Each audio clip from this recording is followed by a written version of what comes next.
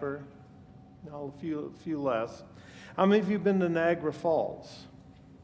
More. That's good. How many have been to Halifax, Nova Scotia? You were in the Navy. I know you were there. That's the Canadian Navy's Atlantic Fleet base. How many of you have been to Victoria, out on Vancouver Island? Okay. And let's see. How many of you have been to scenic Winnipeg? Couple.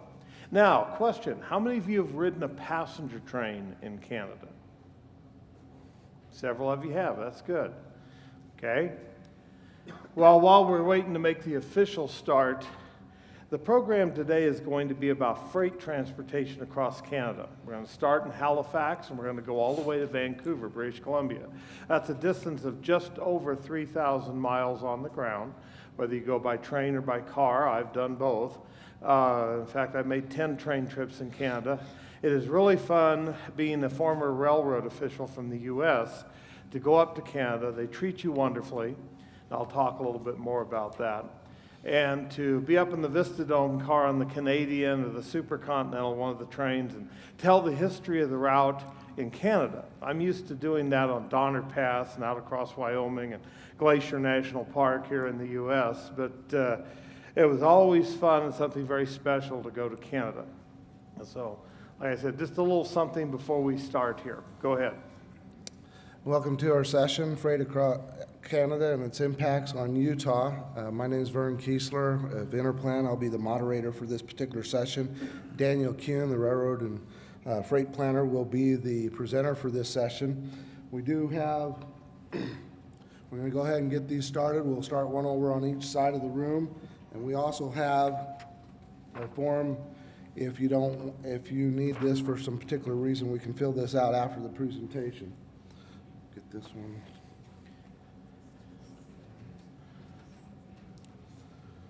While we're adjusting the lights, I'll go ahead and introduce Dan's bio here. Dan's been with UDOT since 1999. He came to UDOT from the private sector, having served more than 2 decades as a railroad official and historian. Daniel's background includes having lectured about various aspects of freight transportation and geography since 1966, with a family background in transportation going back more than a century. Since coming to UDOT, Daniel has developed a close working relationship with the trucking industry and the Utah Trucking Association, as well as the railroads, pipeline systems, air cargo providers, and West Coast seaports which serve Utah. Daniel's association with the trucking industry provides UDOT with valuable input on related challenges, freight-related challenges and issues here in the Mountain West of North America. Now, for this particular presentation, I'll give you a little bit of experience of Dan's background in Canadian transportation research. Started in 1986 and has gone through 2008, 22 years. And during that 22 years, Dan has made 20 trips to Canada doing his research. And I think you'll be pleased with this particular presentation. So with that, let's turn it over to Daniel B. Kuhn. Okay, thank you. Well, better not clap. You don't know what the program's going to be like. I've been teasing people in my office for 2 weeks that they were going to have all their rotten tomatoes in the back and see how accurate they were pitching them at me. So let me get the remote out of my pocket, buried here. This program, when I was first with UDOT, PowerPoint was still somewhat in its infancy, and I remember Eric Rasband and Paul Vidmar helped me put together this 120-slide PowerPoint. It was too big to show. It was just kind of a test. Many of the photographs in here are from that. Vern and I spent, almost 2 weeks putting this together. And the photos were old-fashioned slides. And other than Eric Rasband taking out one smudge on a couple of pictures, there was no, shall we say, Photoshop skullduggery with these. My photography, I've got about 70,000 photos that I've taken since the early 70s. I'd say about 10,000 are in Canada. And so these are culled from that. And with digital photography, you can, you could, if you don't like it, you can take another one. Hey, you don't have that chance with slides. You got to have the right angle and the right composition, or it doesn't come out. There's nothing you can do for it. So anyway, hopefully no one will snore too loud during the program. But this is, like I said, something I've wanted to talk about for a long time. This is special for me because October of this year marks the 49th anniversary since my first talk about transportation in Canada. That was in October of 1966. It was about the 3 railroad passes over the Canadian Rockies, which we'll see later in this program. Now, this is what we're going to cover. We have some maps of Canada. The Interplan was very good to create.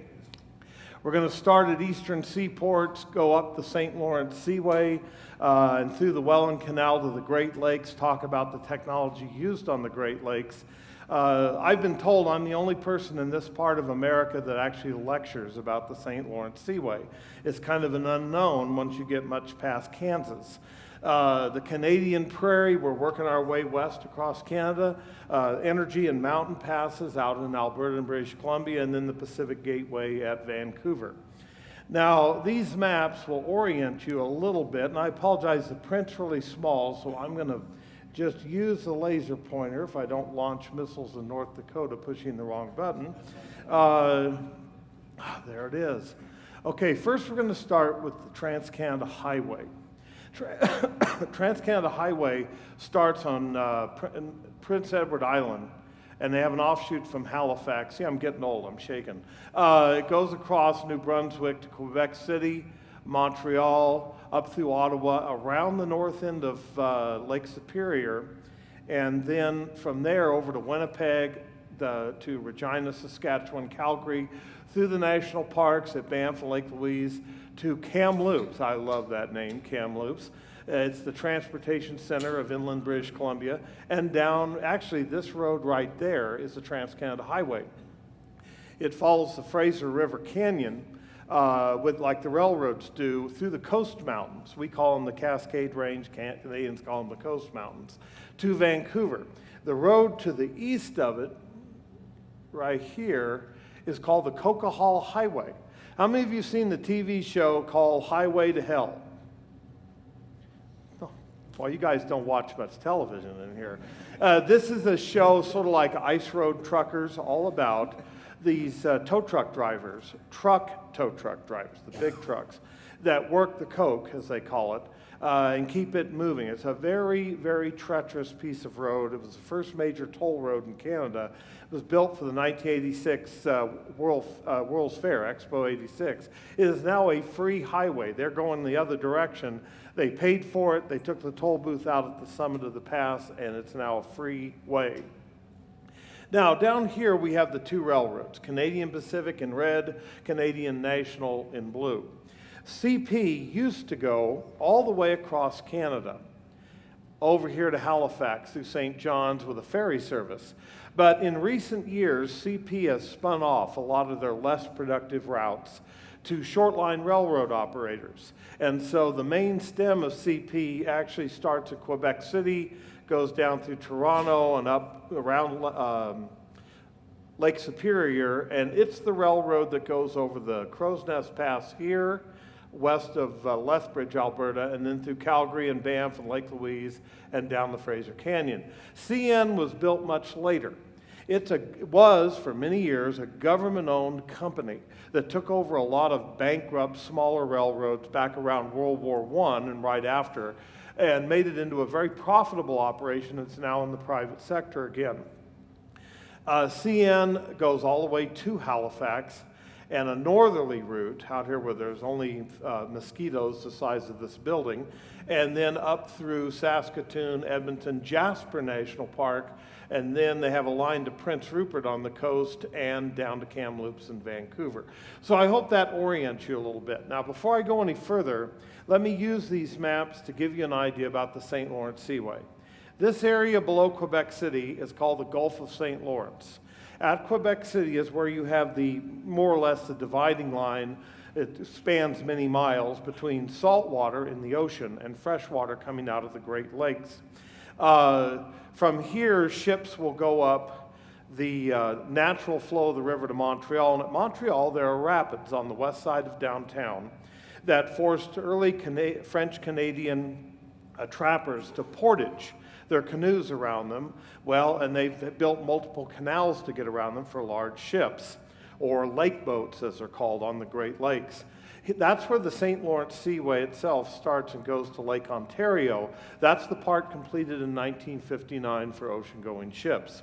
From there, ships sail across Lake Ontario to the Welland Canal that bypasses Niagara Falls and through Lake Erie, through the Detroit River and St. Clair River at Port Huron, Lake Michigan, and then through the St. Mary's River to Sault Ste. Marie, where the last locks are, before going to Thunder Bay, the westernmost Canadian port on the lakes, and to Duluth Superior.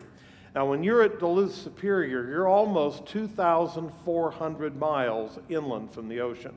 That's the most inland point that ocean-going ships can travel to anywhere on the planet, and even further than the distance ocean-going ships travel up the Amazon River in South America. So I hope this gives you kind of an overview so you'll remember, hopefully, where we are as we go along. So let's start out in Halifax. Someplace I always wanted to visit. My grandfather sailed on a U.S. Navy escort ship, the battleship Kearsarge, escorting convoys across the Atlantic in World War I, and sailed out of Halifax. The ocean in this photo is to my right. Inside is a large bay called Bedford Basin. That's where the convoys would gather, where the U-boats could not get to them because they had nets across the harbor. Today, Halifax has two large container ports. There's one in Bedford Basin. The one on top is the Port of Halifax. And then they have the Narrows in between. The railroad there is Canadian National. This photograph is about 2 miles downstream to the right from this one just above downtown. You see the shipyard. Right here is the Canadian Navy dockyard, as the English and Canadians call it, for the Canadian Armed Forces Naval Unit, or what used to be known as the Royal Canadian Navy.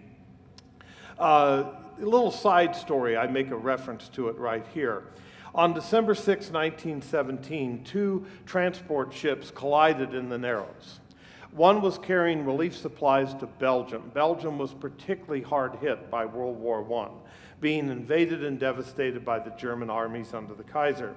The other ship was loaded with almost 3,000 tons of picric acid high explosives en route to France. The ship with the explosives caught fire. It blew up, killing several thousand people and leveling most of Halifax and Dartmouth, which is the city on the other side. That was the largest man-made explosion in history until a similar event occurred at Port Chicago, California, on the upper end of San Francisco Bay in 1944. My grandfather was the one who had sailed out of Halifax, ironically, was 45 miles from the explosion at Port Chicago, playing cards at the fire station. He was the fire captain in a naval shipyard. He had his chair back.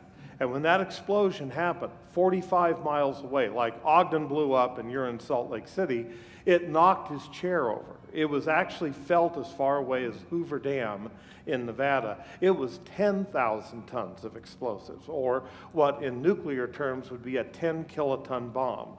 What blew up in Halifax Harbor was so big that it created a 20-foot wave 100 miles out to sea, and it opened up the solid rock bottom of the Narrows. But it was a tremendous explosion. If you ever want to Google an interesting story, just Google Halifax explosion, World War I. And the city that did the most to help Halifax was Boston. They got relief supplies ready, shipped them up there on special trains, and saved the lives of many people. This occurred, I believe, it was early December, and 2 days later, they had their first snow. And it can get really cold in that part of Canada. So a little interesting side note, but this is Canada's primary Atlantic seaport. Trucks on the Trans-Canada Highway, double-stacked intermodal container trains on CN, all head inland from this point. And it's an all-weather port thanks to the Gulf Stream.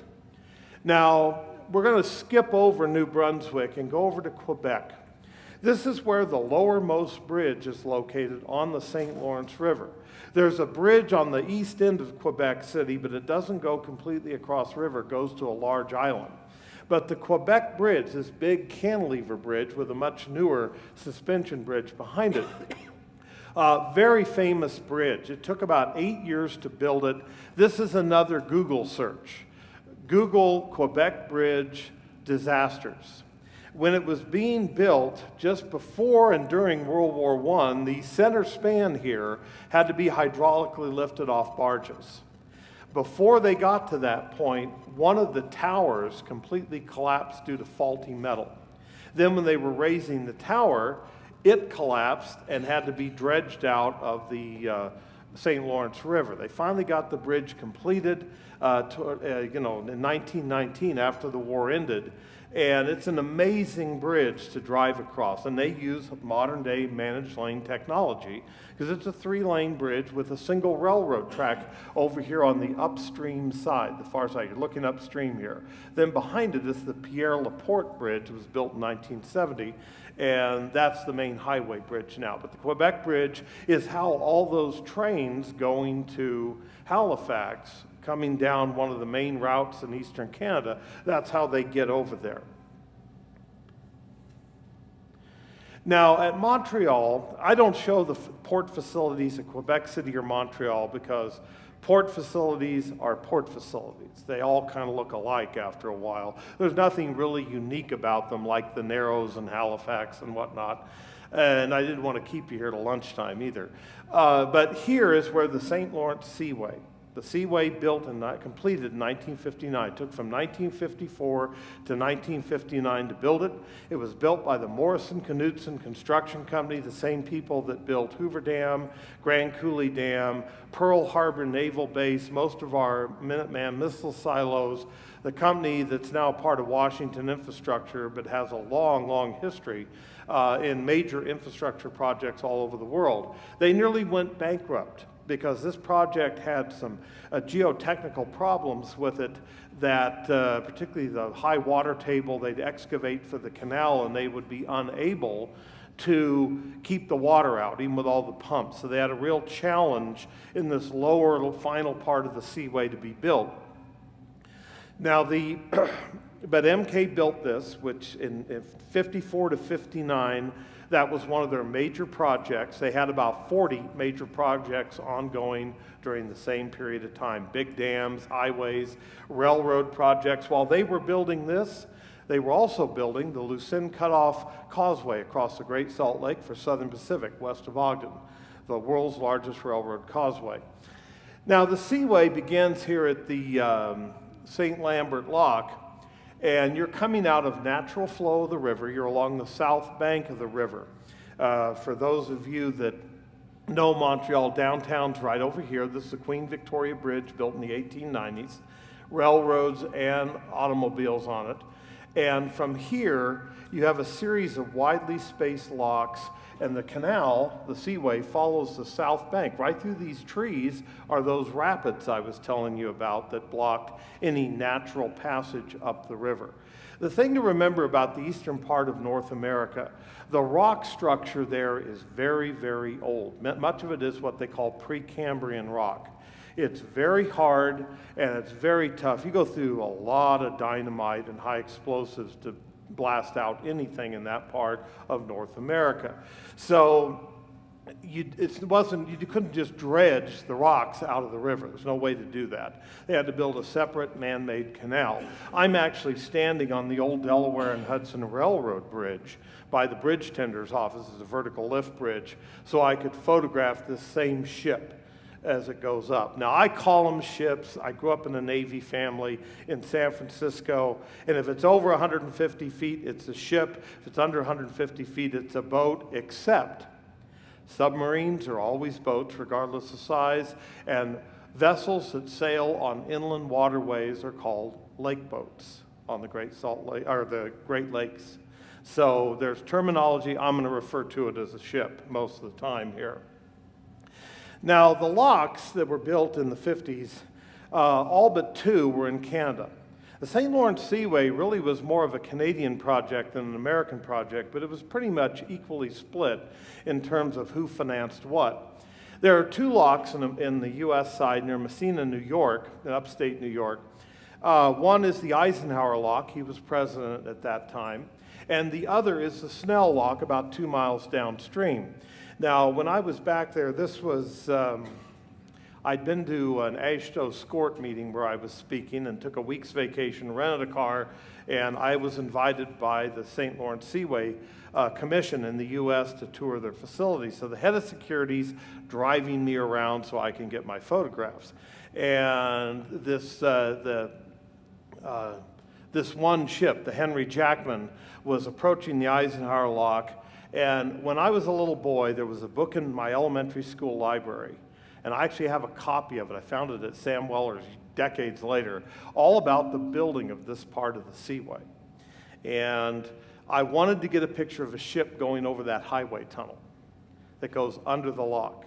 Now, if you go over by Niagara Falls on the Welland Canal, there are several railroads and actually freeways that go under the St. Lawrence Seaway. But this one here was the first one I had ever seen, and the Jackman accommodated me there. Now, as it sails in the lock, get this, it's hard to see that laser pointer.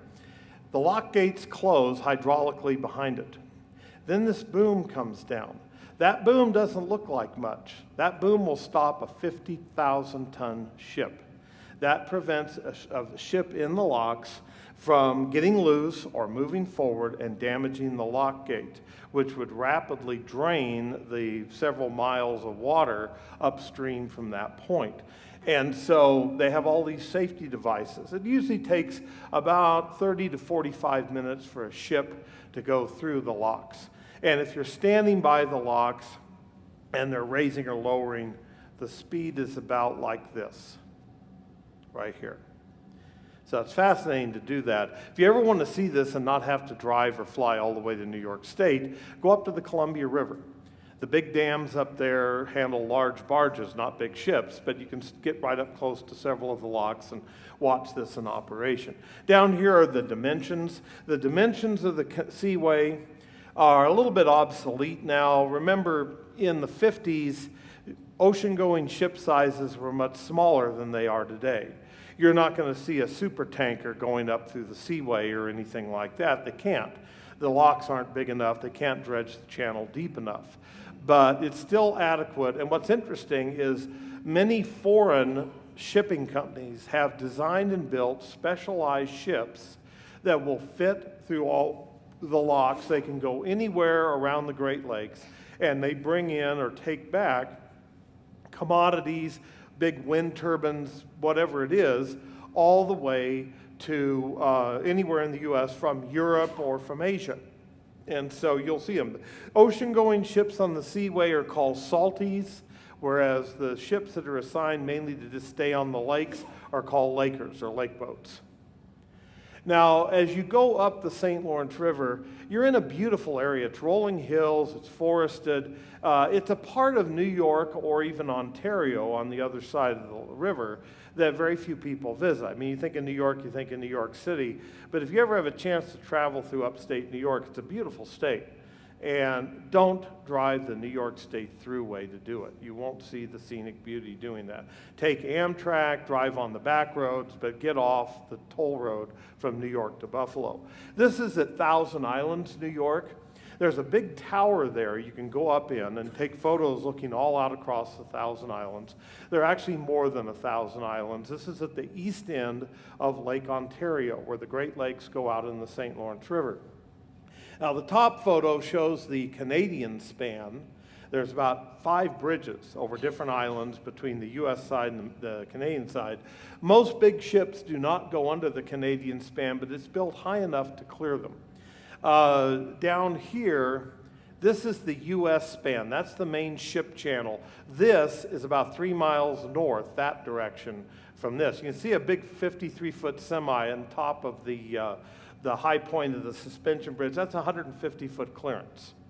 Now, the Coast Guard on ocean-going vessel-capable channels requires a minimum clearance of 135 vertical feet.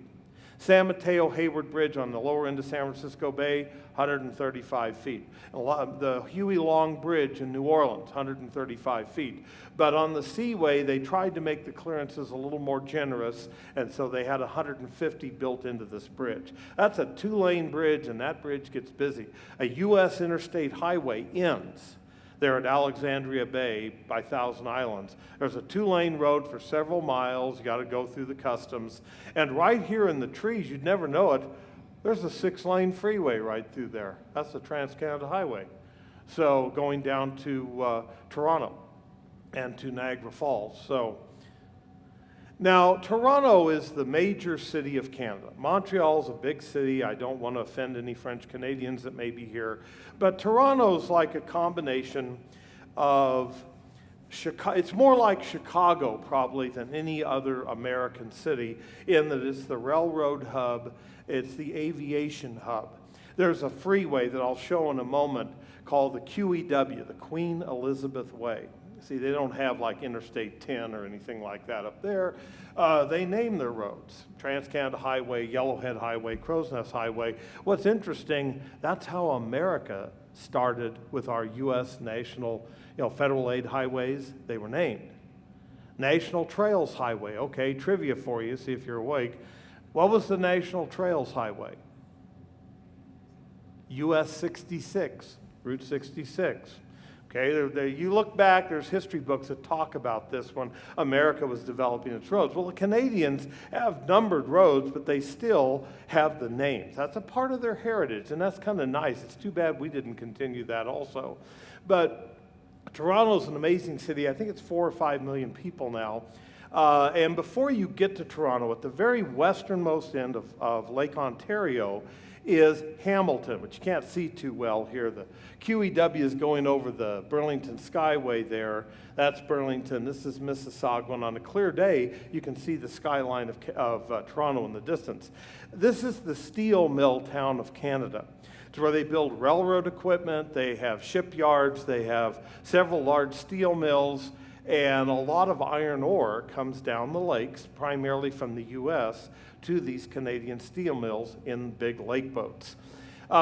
In Toronto, the government of Ontario, that's what GO stands for, G-O, right there on the locomotive. The government of Ontario transit system is one of the real landmark transit systems in the world. One, it's provincially owned. It would be like UDOT running UTA and everything that involves transit. Subways, buses, light rail above ground, commuter rail, all of it, stations and whatnot. It's a huge system, and it's been in place since the 70s.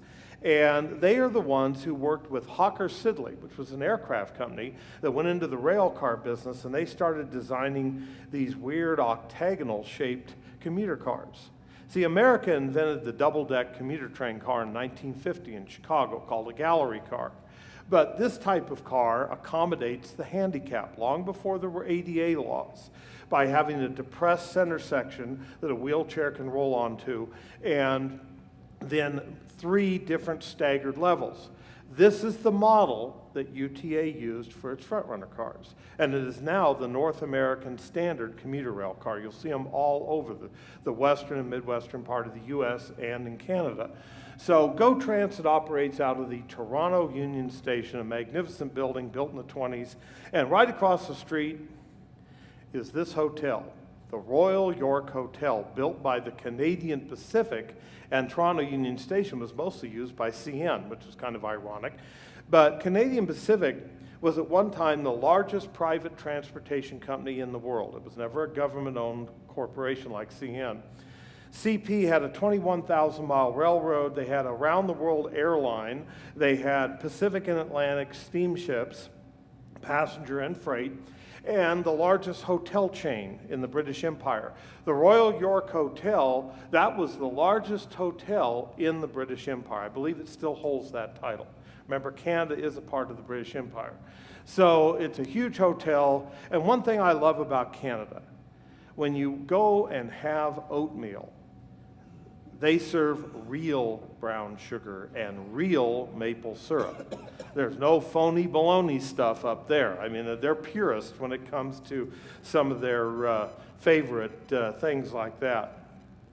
Now, beyond Toronto and beyond Hamilton, you come to Niagara Falls. Now, this is where the Niagara River drains out of Lake Erie into Lake Ontario. The lakes are superimposed like this.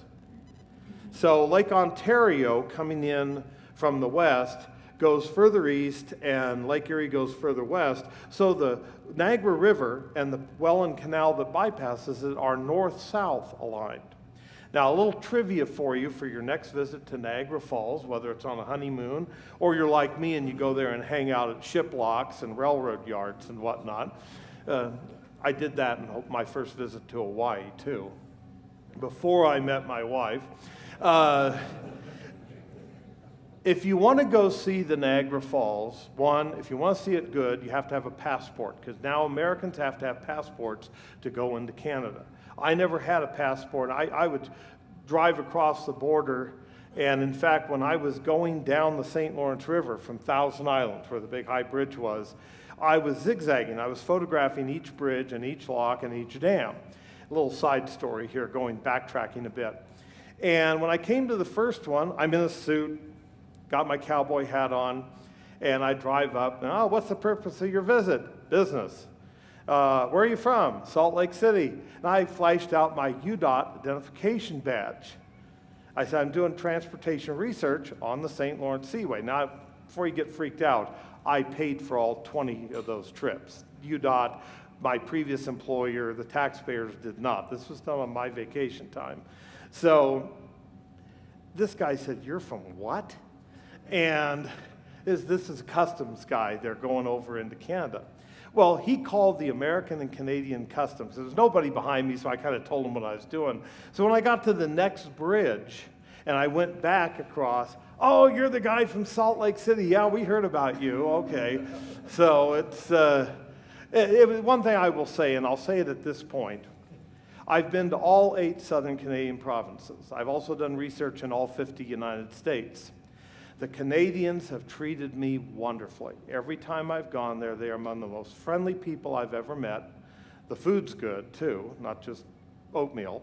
And they're just really nice. Even in French Canada, which has a reputation for not treating people who don't speak French very well, they treated me really, really wonderfully. I've always enjoyed my trips to Canada and really appreciate the help I've been given by the different governmental and private sector organizations I've worked with. Now, back to going to Niagara Falls. You do not get a good look at the falls from the American side. Don't even waste your time on the American side. Go to the Canadian side and try to be there in the early mid-afternoon, because remember, it's a north-south aligned river. The only way to get good sun on the waterfalls is between about 1 and 3 in the afternoon. And pay the money, go up in the Skylon Tower. That's where I took this photograph from, of the Canadian falls, or what they call the Horseshoe Falls. The American falls are located down here. They're not as tall and they're not as impressive. Now, go in the afternoon, get your pictures, but come back in the evening, because they floodlight the falls till about 11 or 12 at night. And it's spectacular. And where I love to stand is right on this point right here. And look out, you're about as far as from myself to you from the edge of the falls. And like it says, when it's flowing full, there's 200,000 cubic feet a second going over the falls. That's greater than the flow of the Columbia River. So there's a lot of water there. It's rare that that much water goes through the falls, because most of the water flow is diverted just upstream on each side of the river. And there's huge underground conduits that take that water downstream to hydroelectric plants, which we'll talk about in a minute. Now, hate to say this, but there is no way you're going to get any kind of a vessel over this. And the Niagara River, below the falls, is a very narrow gorge with whirlpools. They even have a sky ride over a whirlpool. You wouldn't get me on that. I don't have a fear of the heights. In that case, I would have a fear of heights. It's very old too. But it's not a navigable stream. This was a portage for the early French trappers and the British traders later on. So what was built was the Welland Canal, and as you can see right here, the first one was built in 1833, and there have been, there are 4 that have been built. The current one was built in 1931. It has a maximum depth of only about 27 feet for ships, so that's the limiting factor. The seaway below the Great Lakes will handle bigger ships than the Welland Canal can, because it's quite old. It was, pre-Depression era primarily. And then the big American lock at Sault Ste. Marie will handle an aircraft carrier. The problem is you can't get an aircraft carrier up there to go through the locks. But the water from Niagara Falls goes through these 2 power plants. This is the Robert Moses power plant. They each have, I believe, 15 to 20 generators, but they generate a combination of over 4 million kilowatts of energy. That's 25% of the entire electric power consumption of the state of New York, including New York City, comes from right there. Now, see that bridge in the background? That's the interstate highway link between the Queen Elizabeth Way and the U.S. interstate system at Niagara Falls, New York, that goes down and connects with the New York Thruway at Buffalo. Right here, these ships are, this is a Salty, and this is a lake boat. This is one of those European design. This is a Dutch freighter that will fit through all the locks, and they shuttle back and forth between Europe and points on the Great Lakes in the U.S. or Canada. Now, this gives you the dimensions of the locks, lock 1 through 7. Lock 8 is a very long lock that's used to regulate the level of Lake Erie up above. Lake Erie is the shallowest of the Great Lakes. It only averages about 100 feet deep, and there's actually manned salt mines underneath it. And that's where most of your domestic consumption salt comes from in the U.S., is from under Lake Erie. The roof of one of those mines collapsed, oh gosh, it's about 20 years ago. This big whirlpool formed out in the middle of Lake Erie, and they finally shut off the mine, had to abandon it and close it off, and the lake went back to being normal. Fortunately, no ships or boats got sucked into it. Now, to get around this, the Welland Canal has to literally climb a mountain. The Niagara Escarpment is several hundred miles long, and it extends through this part of the Northeast from the U.S. into Canada. You can see the gradient right here. This is Lock 7. That's taken out of my hotel room. They have this nice little inn that looks out on the lock, and at night I'd leave the shades open, and all of a sudden I'd be woke up by this bright light. The skippers on these lake boats and salties, when they come through the lock, they have a big high-powered spotlight right up here. It's about 5 times more powerful than a locomotive headlight, and it shines out and helps the ship navigate, through tight quarters. And they love to shine it on the inn at Lock 7 and wake everybody up so they don't miss seeing the ship go by. I didn't mind it. I think the more normal folks that were staying there probably did. But when you're there, I was out on the balcony, and on a clear day, you can look out across Lake Ontario to the north and downstream, and you see what looks like a huge ship on the horizon.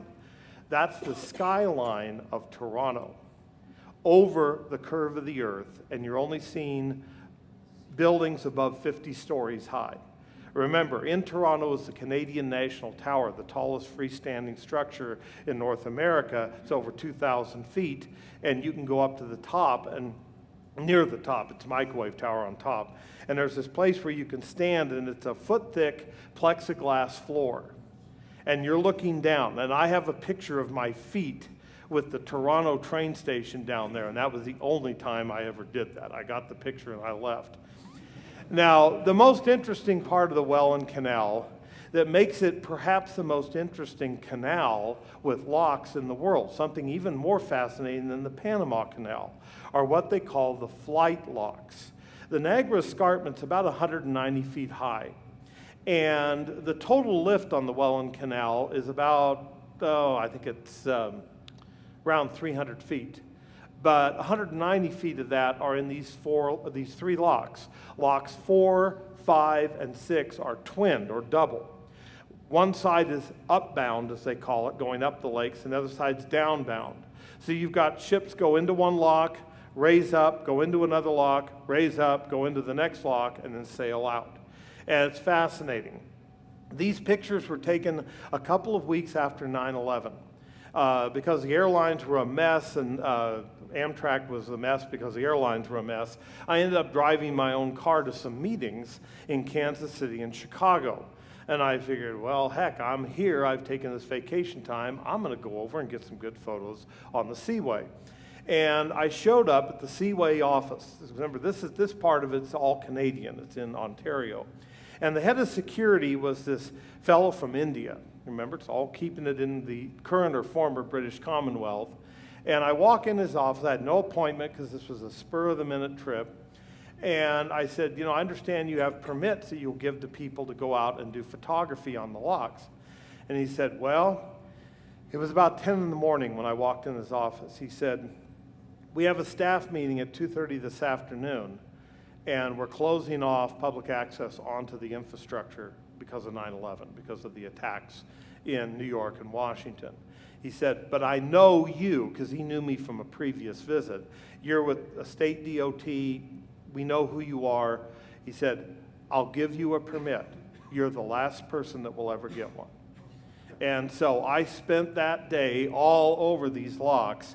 And this one I loved. You've got two ships. You've got the Canadian Progress right here going upbound.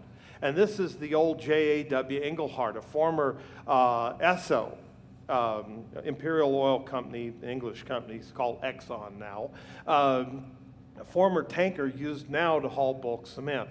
That ship has been scrapped since these 2001 photographs were taken. But this shows you've got, taken over about a half an hour, you've got this one up above, this one down below, and see how they're changing elevation going through the locks. Now you can still see this. The public can park right over here to the left, but they don't let you actually go on the lock infrastructure like they allowed me to do. The thing that bummed me out is I didn't have a lot of time. I had about 5 hours, so I thankfully had some good ships to photograph. And the permit allowed me to ride the drawbridges. I've always wanted to do that, and I didn't have time to do it. I was driving both ways, photographing both ships, going both directions, getting further apart. I'd photograph one, then drive about 10 miles, get the other one, then go back, get the other one, until I had to go up and do photography up in Hamilton at the steel mills. Now, this again is taken from the Inn at Lock 7. This shows the largest ship that can fit through the Welland Canal. You can see the dimensions here, 740 feet long, can hold 33,000 tons of cargo. And it shows very well self-unloading equipment. Now, in the old days, the lake boats, when you had a load of iron ore, back in the day, before World War II depleted the original iron ore deposits in upstate Minnesota and Wisconsin, you would put the ore in as a powder. And you'd come to Republic Steel in Cleveland or down at Gary, Indiana, and they had these unloading bridges where the structure would come out across the water, and then it looks like a crane would come down, and this big clamshell device would go down and pick out the ore. It would take 3 days to unload a ship like that. It was very inefficient. And remember, turnaround time is everything with trains, trucks, any kind of transportation equipment. It's called operational efficiency. So they developed in the 50s and 60s self-unloading booms. They're ugly, but they allow the ship to unload itself, and you can unload an entire ship in 5 to 6 hours. The cargo hold, instead of being U-shaped, like the hull of the ship, is V-shaped, and there's a huge conveyor belt underneath that goes out onto the boom, and here we've got the Arthur Anderson unloading limestone at a steel mill in Buffalo, New York, and there's the self-unloading boom there. It can be either forward of the main superstructure, it could be from the front, back, whatever. Most of these were retrofitted, but the newer ones were built new with it. It revolutionized the transportation of bulk commodities, whether they be limestone, coal, iron ore, whatever it is, to be handled more efficiently on the Great Lakes. Now, a little side story. How many of you have heard Gordon Lightfoot's song, The Wreck of the Edmund Fitzgerald? Okay, the Fitz was a ship about the size of the Arthur Anderson, and the Arthur Anderson was the last ship to ever see or communicate with the Fitzgerald at the east end of Lake Superior in that huge storm back in 1975. They were about 3 miles apart. The Fitzgerald was ahead. The Arthur Anderson was shadowing it because the Fitzgerald was having problems and was taking on water. And at one point, they were just outside Whitefish Bay at the east end of Lake Superior when this very large storm-induced wave came along, and they never saw the lights of the Fitzgerald again.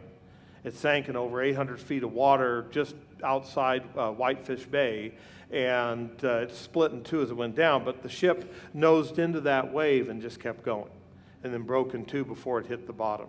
But that was the ship that was the last. They were kind of trying to stay with them to help them get into the safety of Whitefish Bay.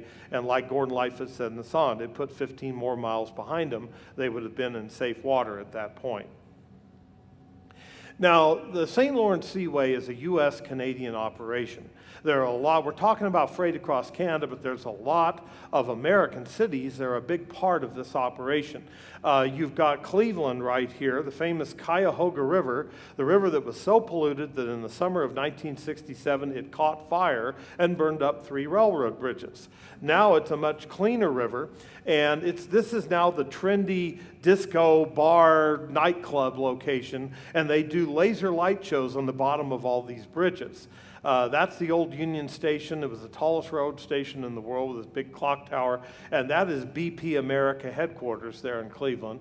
The Rock and Roll Hall of Fame is about a mile behind me where the river goes out into Lake Erie, and about a mile east of that. That's the most famous spot in Cleveland. Now, the new lake boats are not being built like this as an actual ship. They're a barge that looks like a ship with a special designed tugboat that comes in and lashes into the stern or rear of the barge. It's called a tug-barge combination.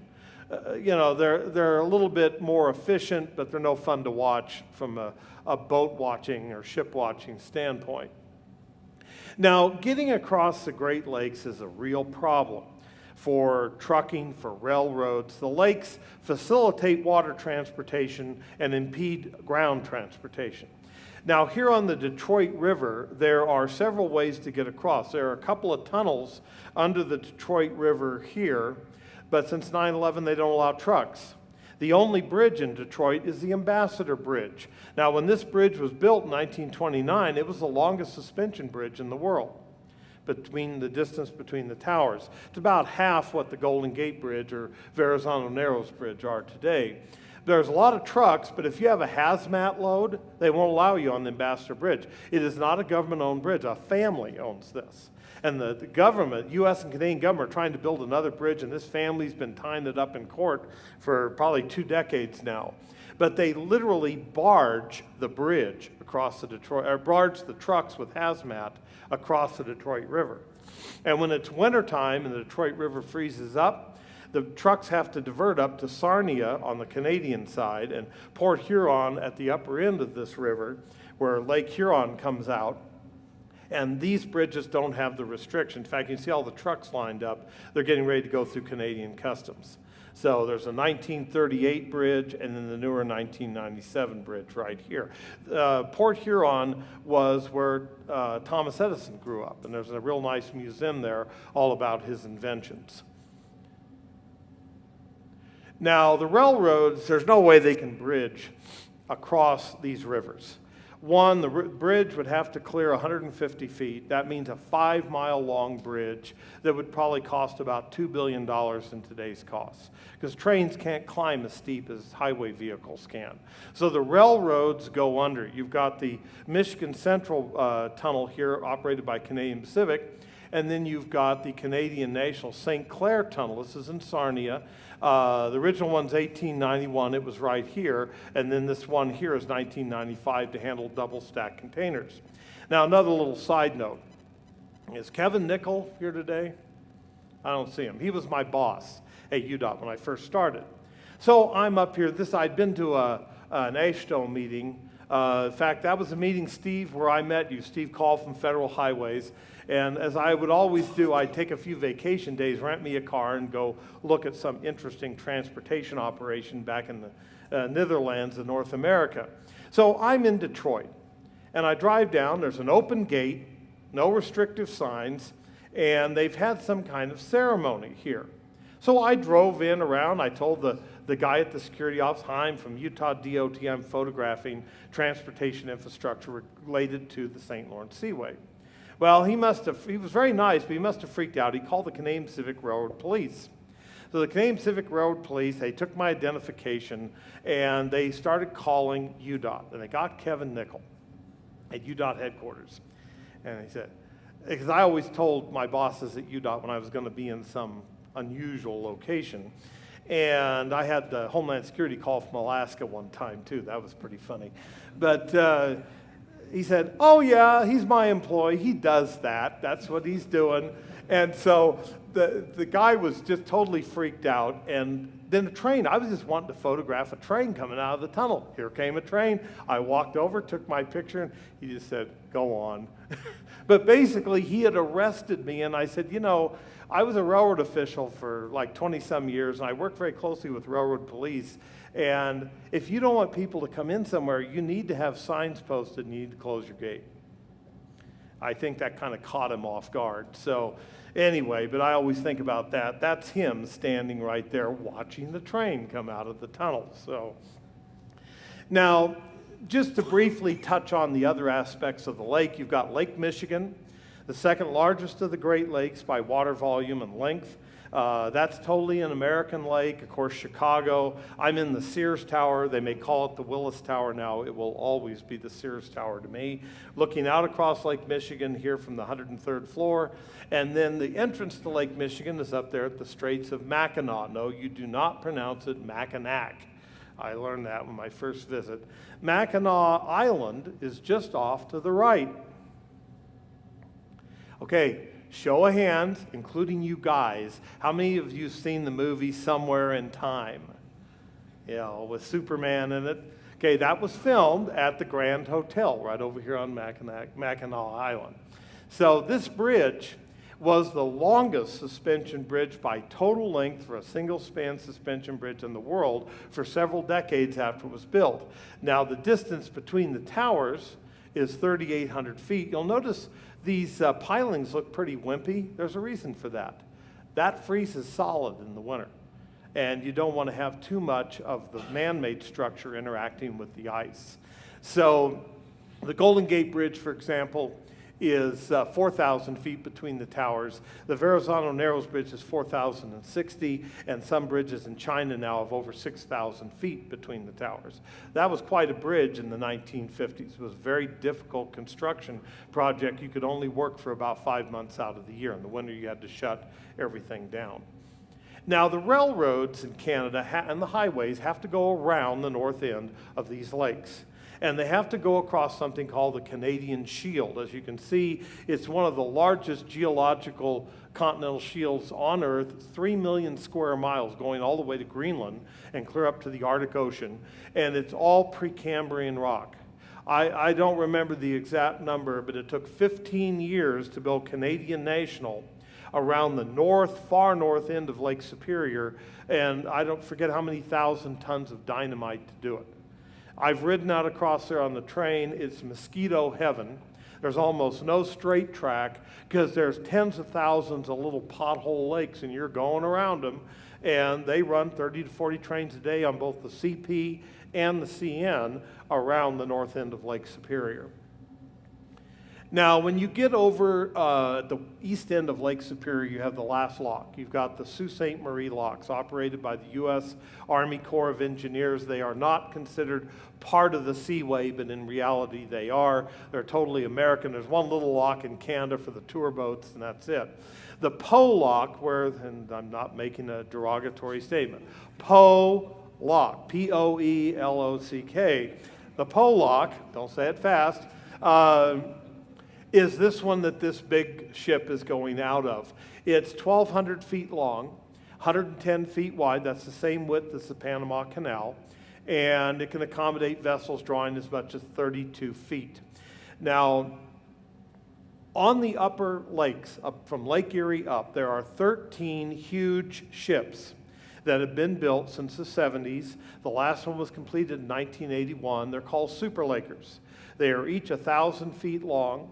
They can hold 60 to 70,000 tons of cargo, 2 to 3 times what a ship like the Edmund Fitzgerald could carry. And they're operated by 2 big diesel engines, and they're the mainstay of lake transportation. They're all American owned.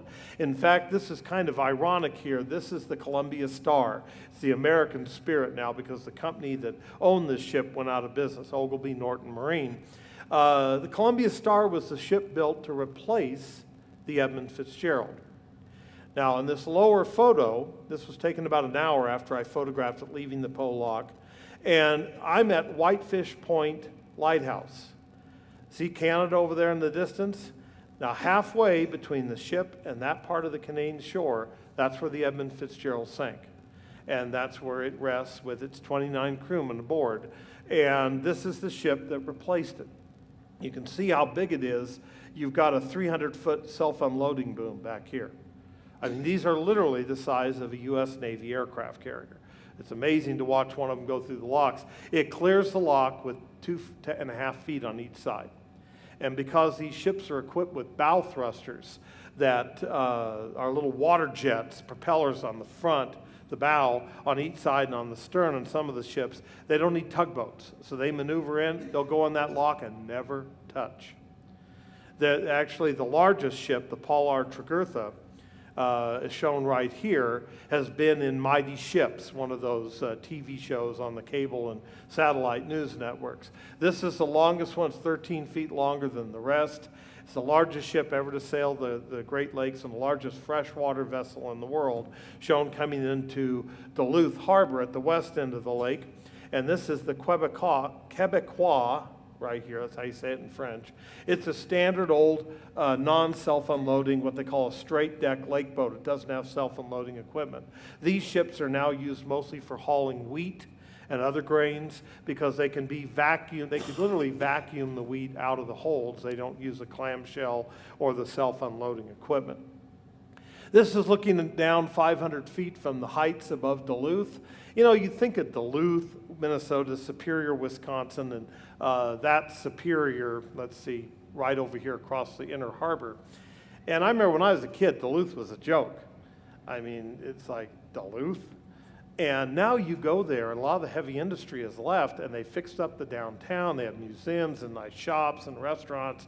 They call it the San Francisco of the Midwest because it's never hot, always a nice cool breeze.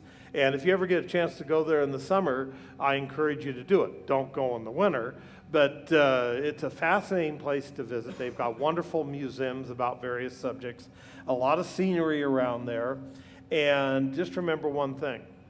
I was riding a tourist train out of the Railroad Museum there one time when I was still with the railroads, and I'm standing with the conductor in the open vestibule, and I noticed every house had a screened-in porch. And I said, "You have a mosquito problem here, don't you?" He said, "Yes, the whole state of Minnesota does. That's why we have 10,000 lakes. The mosquitoes have to have somewhere to land." You know, and I always thought it was like Alaska. Why are there so many 10,000-foot runways in Alaska? The mosquitoes have to have some place to land.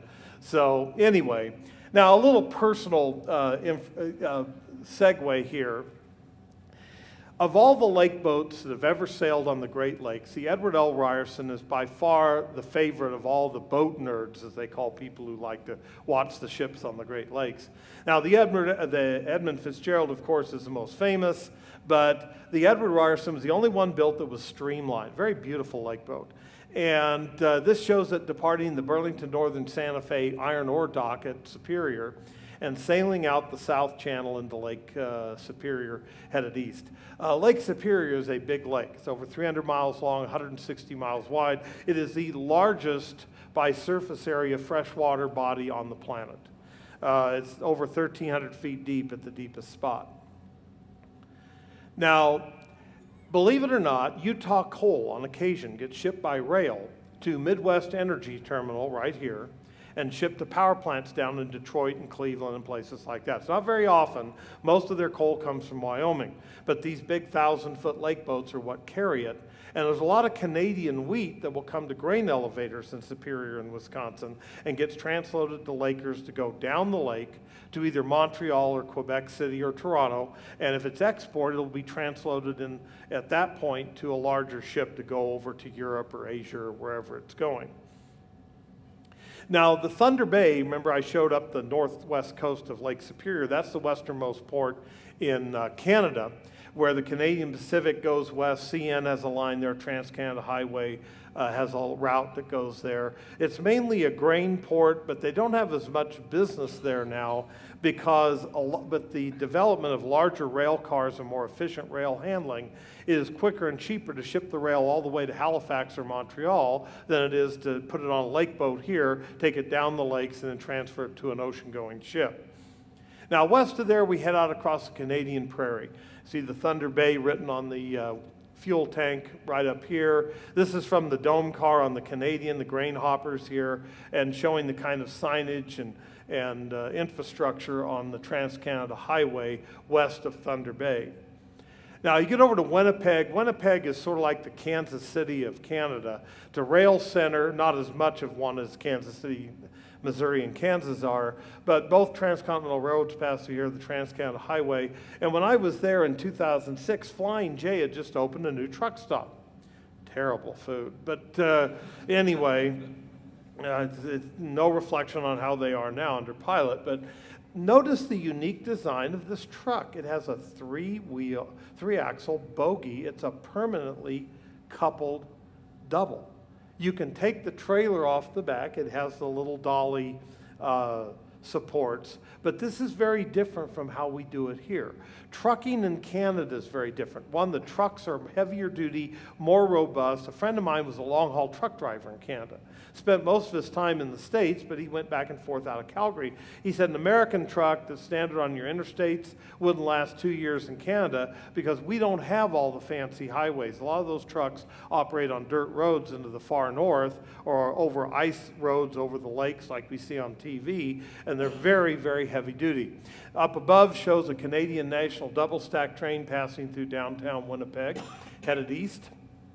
Further west, going into Saskatchewan, this is Regina, an oil refining center. There's a lot of oil. It's the nearest large city to the Bakken oil shale region, which is in Saskatchewan as well as Montana.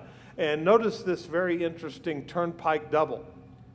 There's no freeways up there. See, these trucks are restricted to the interstates or freeway type roads here in America, but in Canada, they operate all over the place out in Western Canada. Now, crossing the prairie, it's not flat. It doesn't look like Kansas or central Illinois. It's very rolling because it was covered by glaciers. So the topography is most interesting up there. You've got this Canadian Pacific eastbound double-stack train, K-Line. We see the K-Line trains come through here out of the Port of Long Beach, but this is typical of the Canadian prairie that grows one of the largest wheat-producing areas in the world. Speaking of wheat, these are some of the older grain elevators. These were traditional in Canada. There were over 3,000 like this built years ago. Now they've gone to the big concrete elevators like we have in the U.S., and they use trucks to major centers where they can load 100-car unit trains of grain, and only about 1,000 of these typical Canadian elevators are left. Now, as we get closer to the Canadian Rockies, you start getting some very interesting transportation infrastructure. This is the world's largest and highest railroad trestle. It's the highest railroad bridge in the entire British Empire. This is the Lethbridge Trestle, just west of the town of Lethbridge over the Old Man River, and that is the name. It's over a mile long, over 300 feet high. Now, for 10 points in the all-expense-paid trip to Milford, Utah, how many of you would like to ride a train across that? I mean, those are 200-ton locomotives up there and 100-ton grain hoppers way up high. I think a train actually got blown off this back in the early, 1910s, but not since. When the winds blow hard, they stop train operations over the trestle. And you get a lot of downslope wind on the east side of the Canadian Rockies in southern Alberta. Now, going from south to north and then back to the middle, the southernmost highway and rail crossing of the Canadian Rockies is Crow's Nest Pass. The road was completed through here in the 1890s. This shows the Canadian Pacific coal train passing one of the coal mines. That's the mine tailings up at the top of the mountain. The whole other side of that mountain range is a huge open pit coal mine. It's almost like Bingham Canyon in its size and depth.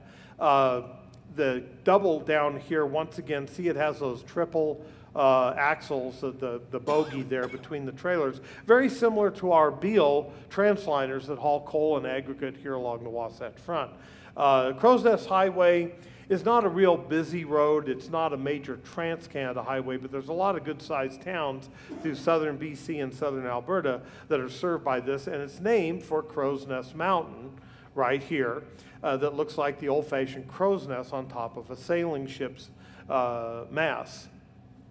Now, going to the other extreme, way up to Edmonton in northern Alberta, this is crossing the Saskatchewan River, a CN freight train. This is on the Canadian National Main Line.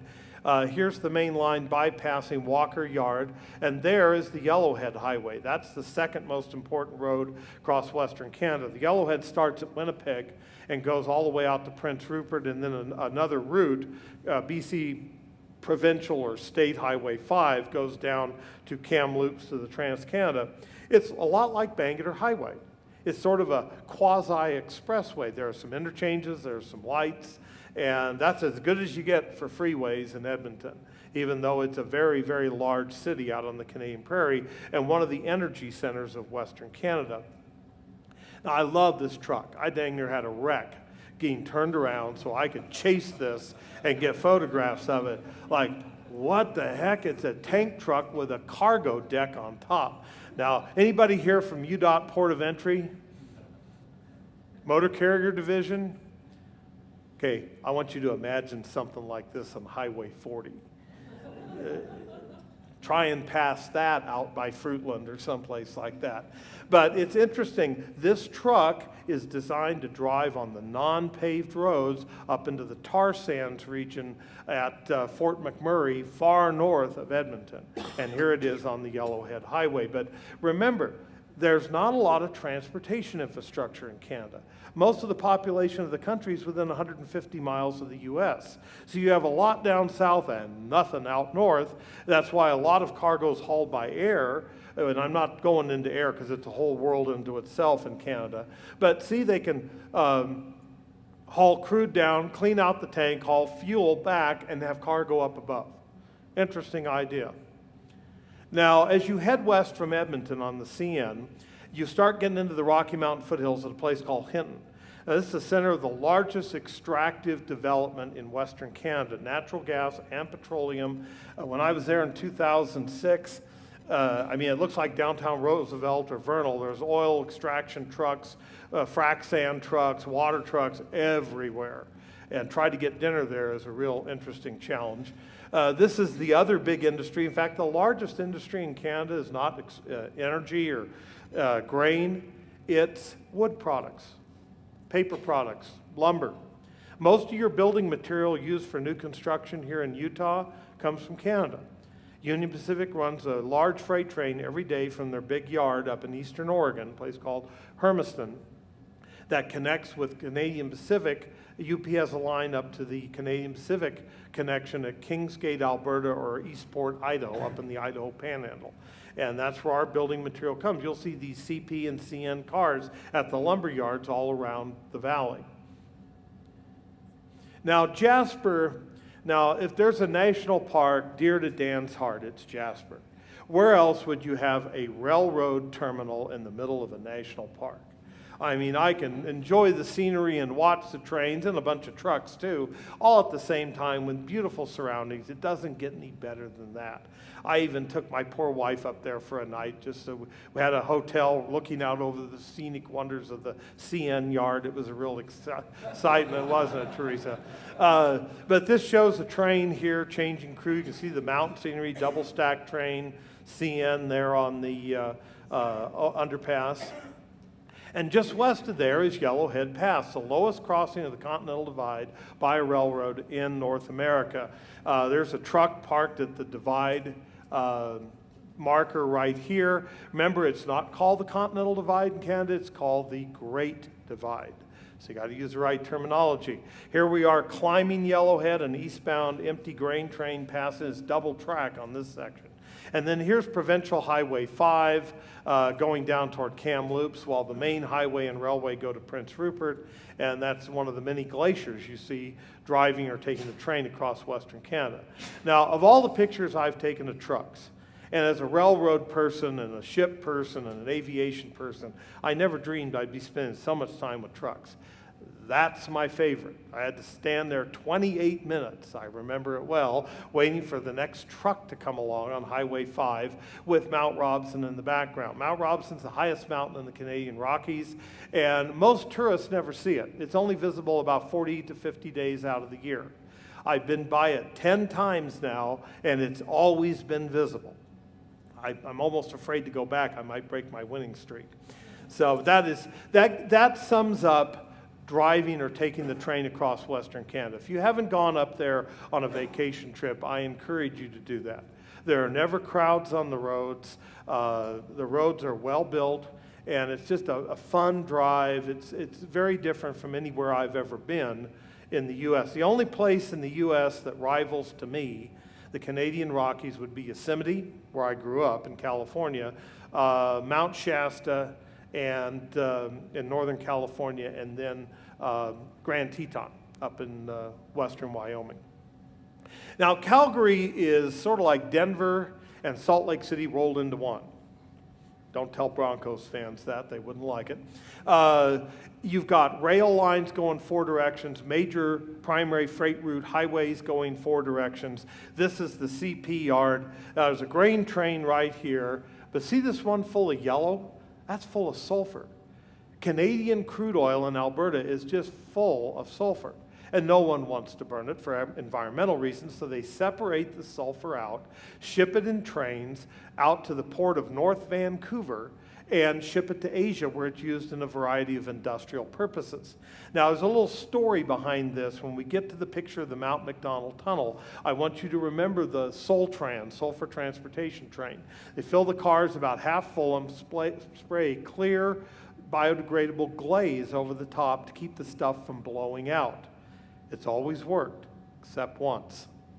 Now, going west from Calgary, the Trans-Canada Highway is a freeway, 110 speed limit, kilometers, 70 miles an hour. Back in 1986, first time I went up there, I'd been living with 55 here in Utah, and I thought, well, man, I can drive 70. This is great. All the way out to Banff. Now, the freeway used to end right here, and it was a 2-lane road from here to Lake Louise. Now that's a freeway, and if you're interested in environmental issues, that's where they've developed these huge animal overcrossings. They're like man-made tunnels. They're very wide. You can Google those online and see pictures of them. They're amazing to see, and they work very well. Now, the famous Banff Springs Hotel is right there, and that's Mount Rundle. The Canadian Rockies are made up of limestone, and they're all uplifted from the west. So you can see this is what's called a fault block mountain right here with the layering in it. Spectacular. This is from a ski area. You take this road right here and come up the mountain, and you can get the famous postcard picture of Banff National Park. Now, this is my favorite train picture in Canada. This was taken back on July 30th, 1986. I was eastbound on the Canadian. We'd left Lake Louise Station. Lake Louise and the famous hotel are right up this canyon right here.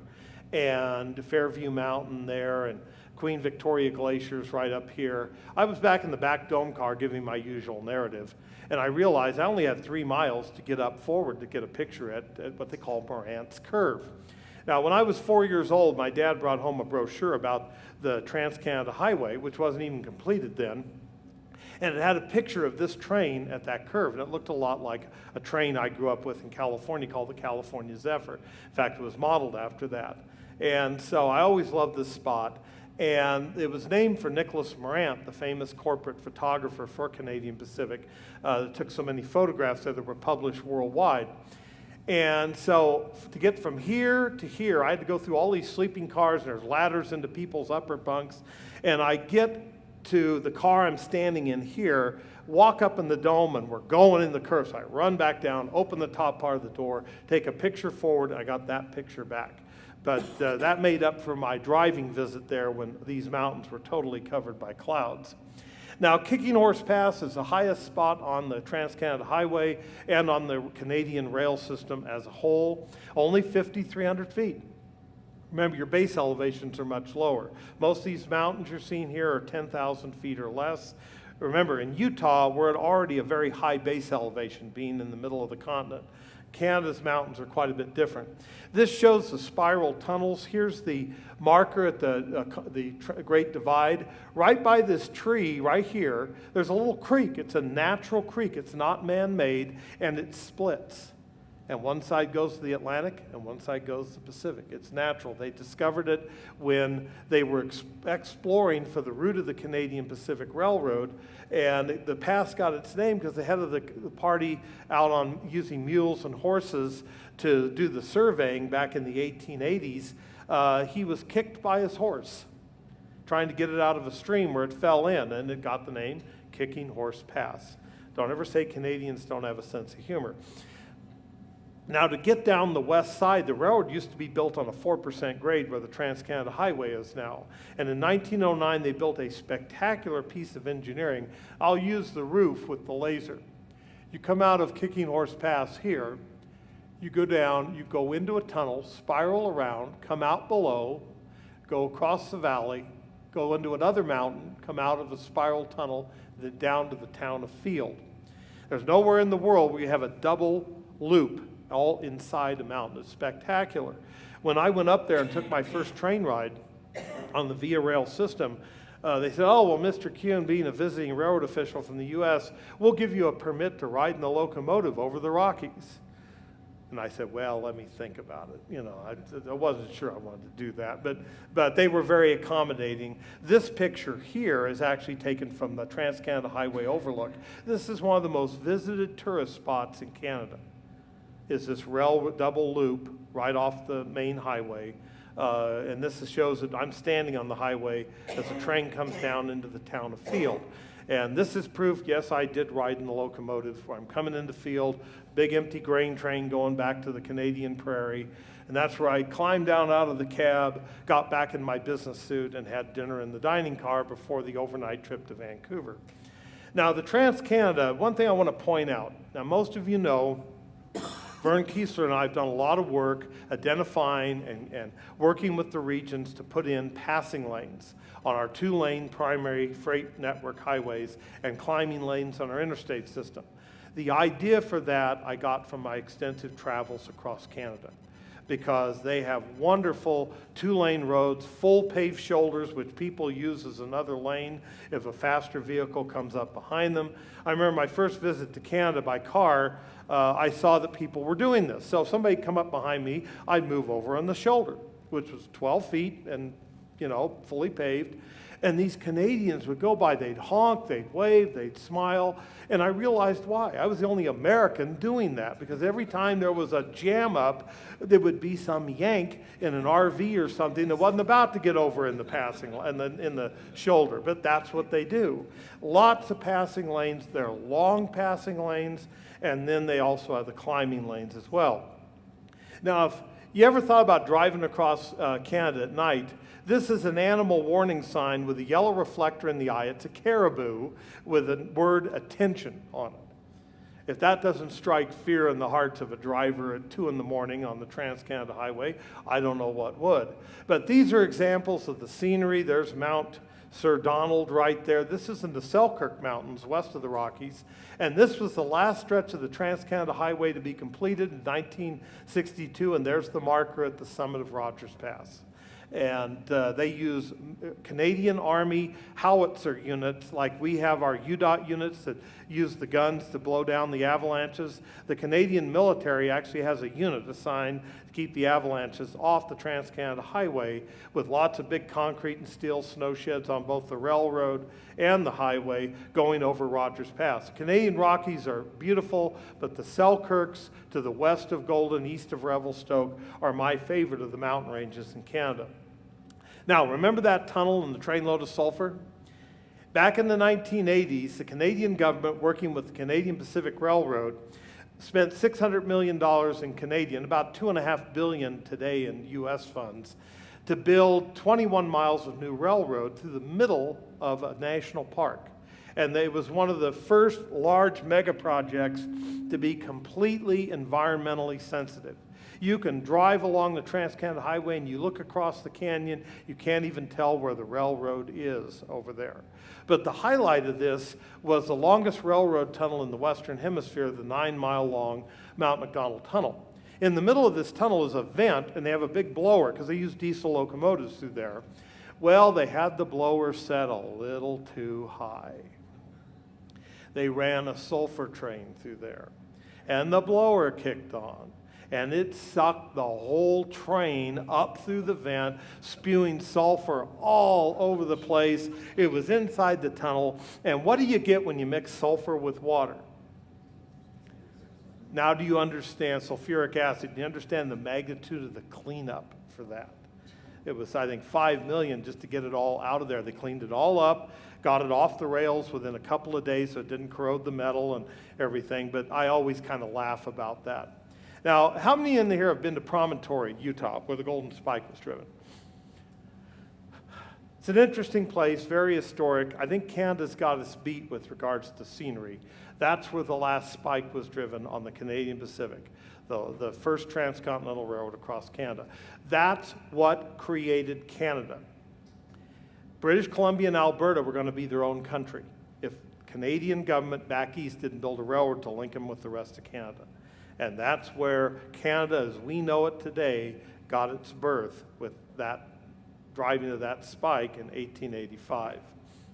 Kamloops, as I mentioned earlier, is the transportation hub of interior British Columbia. It's a climate very similar to Salt Lake City, pine trees, sagebrush, kind of in the interior. You've got Trans-Canada Highway right here, Canadian Tire, red containers on a CP train, Canadian National comes through, and I love that picture there, London Drugs. Now, is that Canada or what? And what bums me out, I went back years later, the place had closed, they needed a bigger building and the sign was gone, so I'm glad I took that picture back in 1993. Now, west of there, you've got two choices to get through the Coast Mountains. The Fraser River Canyon, which has both railroads and the original Trans-Canada Highway, or the Coquihalla Toll Road, which you can see here. That's one of the snow sheds. That's similar to the ones they have up on Rogers Pass and the Selkirks. The Coquihalla is scenic, but I recommend don't save the time. Drive through the Fraser Canyon. 2-lane road, a lot of trucks. They didn't want to pay the toll. I think most of them have now moved over to the Coke since the toll was taken off. But that's a spectacular route through the Coast Range of Canada, coming out to the Fraser Valley. And when you get to the Fraser Valley, you've got a nice freeway from Hope, British Columbia, into Vancouver. There's the Trans-Canada going over the Port Mann Bridge, over the CN Yard, CP Yard by the Port of Vancouver downtown, and where the cruise ships leave from for Alaska is just out of view to the right, called Canada Place. And here we have other parts of the Port of Vancouver. There's the Trans-Canada Highway bridging that, CN Railway vertical lift drawbridge. Now see the pile of sulfur? That's where those trains go in North Vancouver, and it gets shipped out. Korea is a real big customer for that sulfur. And this is Roberts Bank. This port extends almost 10 miles out into the Strait of Georgia, which is what Canadians call Puget Sound, to get to deep water. Remember, the Fraser River comes into Puget Sound just to the north, hence there's a lot of mud and sediments. They had to build this long causeway to where they could get deep water, originally for shipping British Columbia coal out, and they've since added container ports to handle the largest container ships. So we're now in Vancouver. We've gone clear across Canada. Please don't try to memorize all this, but there's some fun stuff online you can look at. about a lot of the things I've talked about. I hope this helps you understand, one, how Canada moves freight with less infrastructure, very few freeways, on two-lane roads, single-track railroads, and on a very unique waterway in all the world, the St. Lawrence Seaway. Besides, you go up there, remember everything's bilingual, look at the crossing signs. Takes a little getting used to. But Vern is the chairman of Operation Lifesaver here in Utah, and they're a very active organization promoting rail crossing safety in Canada. So with that, we'll go down to the border at Blaine, Washington. That's where you go into the U.S. if you're a truck or a motorist, or on the Burlington Northern Santa Fe Railroad. And I appreciate you all coming out so early today to share with me my love of transportation in general, Canada, and some of my quirky experiences going up there. And Vern and I will be here. I'll be happy to answer any questions. And our next program will be about the new Utah Freight Plan, the first one in the state's history that's been completed just recently. And with that, we'll all head off into the sunset. Thank you very much.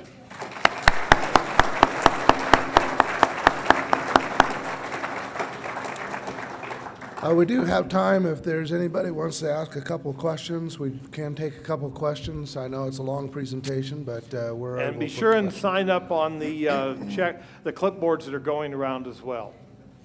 Questions? Yes.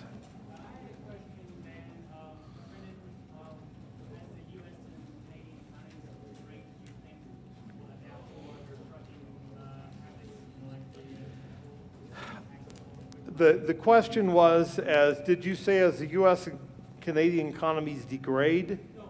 Integrate more. Okay, I was going to say that. Hope not. Will we adopt more of their trucking practices? Probably not, because Canada doesn't have an interstate highway system. And so they have to move the big trucks, the oversized trucks, on two-lane roads. Here, we can pretty much restrict them to interstate highways. There might be some places, for example, U.S. Highway 6. Now, I'm not saying yay or nay for this. Would you really want triples on U.S. Highway 6? Or turnpike doubles, those big 48-foot trailers? I don't know. And there's always that possibility. The trucking industry keeps pushing for larger trucks, and the safety industry keeps pushing for smaller trucks, and they kind of cancel each other out. It's like the control rods in a nuclear reactor. So I would say probably not, but that possibility in certain applications is always there. Any other questions? Yes? You didn't have any pictures of oil trains. I know North Dakota's full of them, 100 cars. Is that happening on the Canadian rail system too, or is that all U.S.? The question is about unit trains of oil.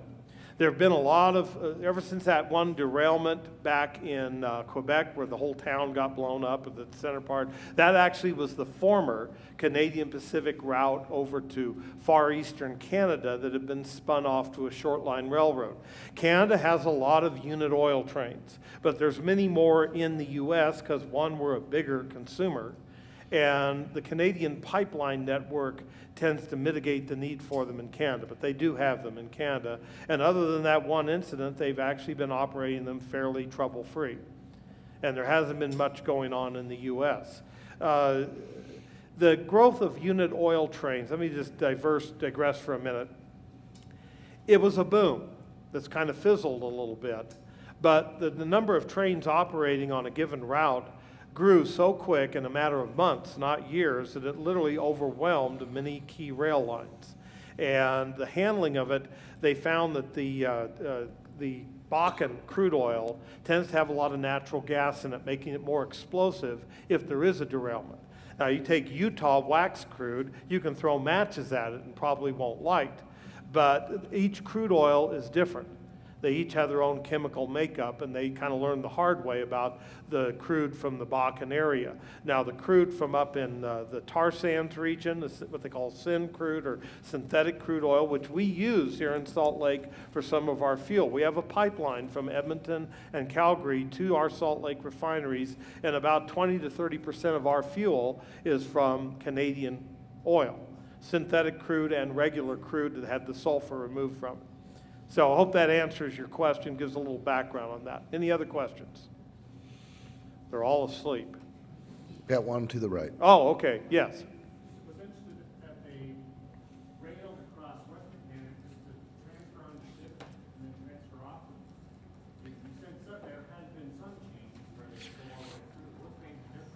Well, one, water transportation is always the cheapest and most fuel efficient of all modes of transportation.